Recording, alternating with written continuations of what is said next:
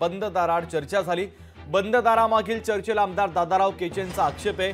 आमदार केचे यांनी आक्रमक भूमिका घेत प्रश्न उपस्थित केल्याची माहिती आहे, तर प्रवीण दटके यांनी मात्र असा प्रकार झाला नसल्याचं म्हटलेलं आहे। तर वर्ध्यातील लोकसभा पराभवासंदर्भात या बैठकीचं आयोजन केलं होतं। प्रवीण दटके बैठकीचा अहवाल वरिष्ठांना पाठवणार आहे।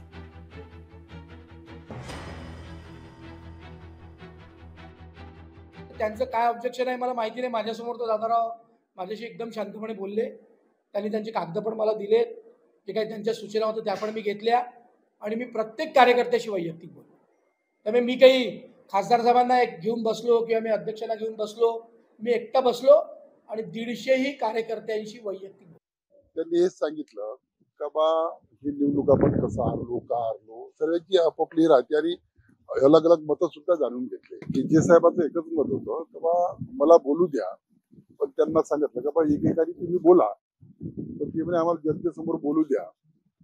आम्हाला असं वाटलं की सर्वांनी अलग अलग बोलावं, निरीक्षकासमोर बोलावं, म्हणून थोडीशी जरा ते हुशार होते, दुसरं काही नाही। मग आखरी ते भारतीय जनता पक्षाचे पाईक आहे, जुने कार्यकर्ते ते आमच्यासोबत आहे। लोकशाही मराठी ऐका, पहा, जागरूक रहा।